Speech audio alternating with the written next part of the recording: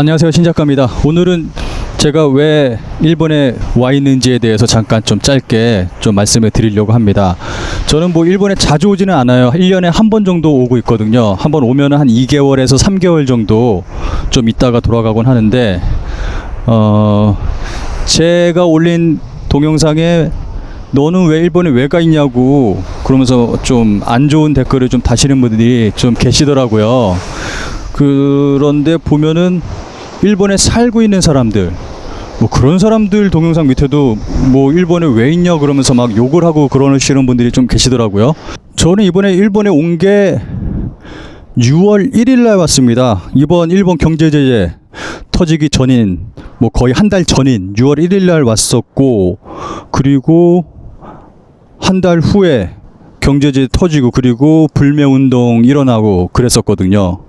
그래서 일본에 왜 있냐, 일본에 왜 살고 있냐 라고 하시는 분들 조금만 흥분된 마음을 진정시켜 주시면 좀 감사하겠습니다. 저는 곧 한국에 돌아갑니다.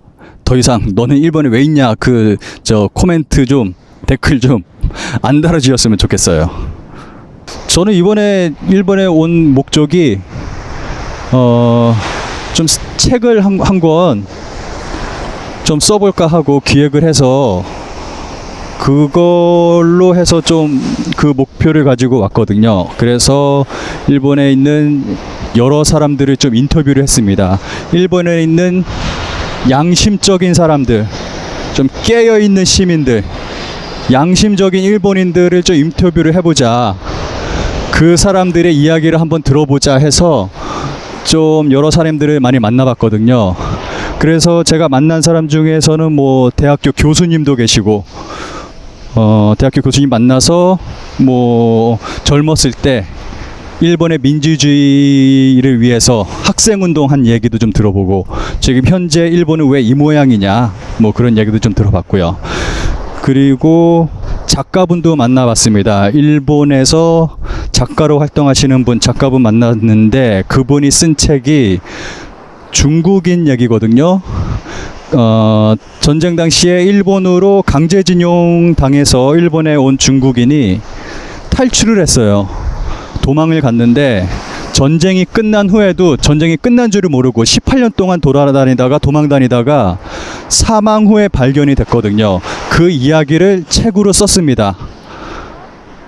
그런데 그 책이 일본 중학교 권장도서로 선정이 돼서 일본에 있는 전국 중학교에 배포가 됐다고 하더라고요. 저는 그 얘기를 듣고 깜짝 놀라서, 아니 어떻게 이런 책이, 일본의 전쟁 범죄를 비판하는 책인데 어떻게 그럴 수가 있냐라고 했는데, 작가 본인도 깜짝 놀랐다고 본인도 깜짝 놀랐다고 그러더라고요. 정말 기적 같은 일이라고 말씀을 하시더라고요.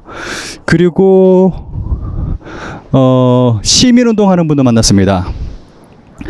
일본에서 시민운동 하는 분을 만나서 어떤 운동을 하느냐, 기본적으로는 헌법 구조, 아베가 지금 궁극적으로 펼치고자 하는 평화헌법이라고 하는 헌법 구조를 지키기 위해서 활동을 하고 있고, 그리고 후쿠시마 이후로 반핵 운동, 그 두 개를 중심으로 운동을 하고 있다고 해요. 그리고 일본의 시민운동 하시는 분들이 한국의 시민운동을 굉장히 부러워합니다. 한국의 민주주의를 굉장히 부러워해요. 한국에서 시위가 있으면은 굉장히 많은 사람들이 촛불을 들고 모이고 하는 것들을 부러워하시고, 그래서 일본의 시민운동 하시는 분들은 그냥 하는 게 아니라 한국에서 촛불 시위 때 불리워진 노래도 불러요. 그거를 일본어로 번역해서도 부르고 한국어로도 부르고, 그 안 되는 발음으로 한국어로 그 노래를 부릅니다. 한국에서 불러지는 노래들을. 그러면서 굉장히 부러워하시더라고요. 그리고 어떤 젊은 여성은 자전거를 타고 다니면서 그 여성도 헌법 구조 그리고 반핵을 위해서 외치고 다니는 여성이었고, 그리고 일본 정치인도 만나서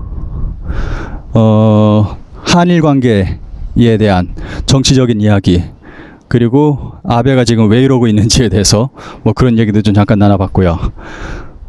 그리고 좀 굉장히 독특한 분이 계시는데, 일본이 러일 전쟁 이후로 사할린을 얻었거든요. 그때 굉장히 많은 수의 일본인들이 사할린으로 이주가 되었습니다.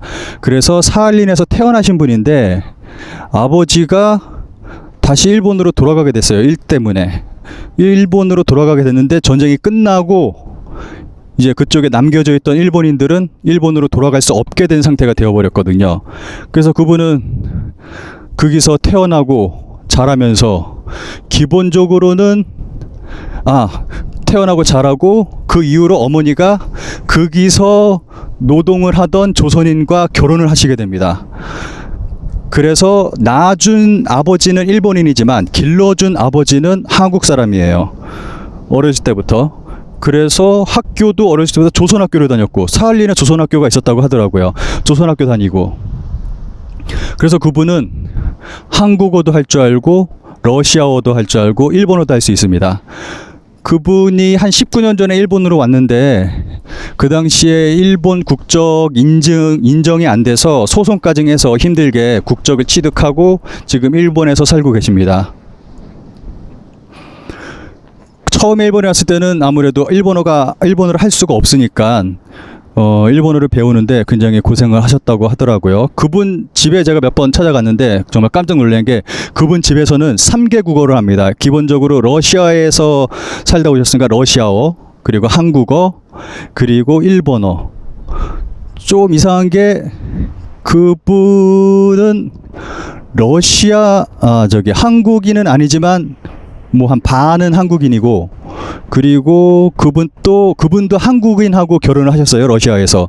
그러니까 그분 가족들은 국적이 러시아고 국적이 한국이고 이름도 한국인 이름을 가지고 있습니다.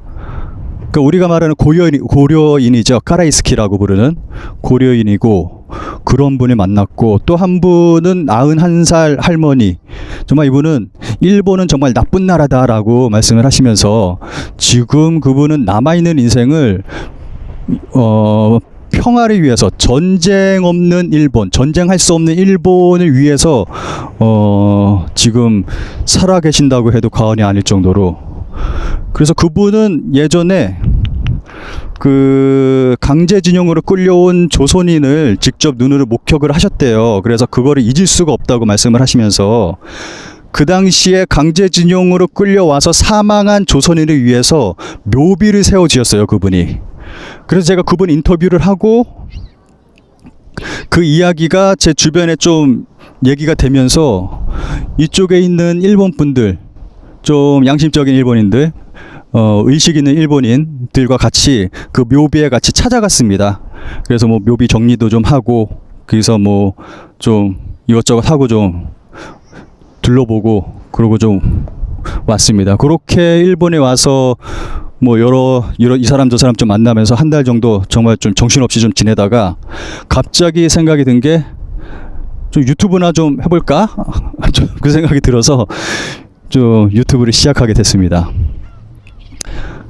그래서 저는 뭐 곧 있으면은 한국에 돌아갑니다. 저는 지금 상황에서 일본에 있는 게 저 너무 불편하고 지금처럼 이렇게 일본에 있는 게 불편하고 괴로운 적이 없었어요. 그래서 지금 되도록이면 빨리 일본에서 벗어나서 한국으로 돌아가고 싶습니다. 근데 이거 뭐지? 여기가 작년까지만 하더라도 공사 중이었거든요. 그리고 사람이 들어가지 못하게 여기 막아놨었는데, 지금 이거 TV에서 본 적이 있는데, 잠깐 이거 카메라 돌려야 될 것 같아요.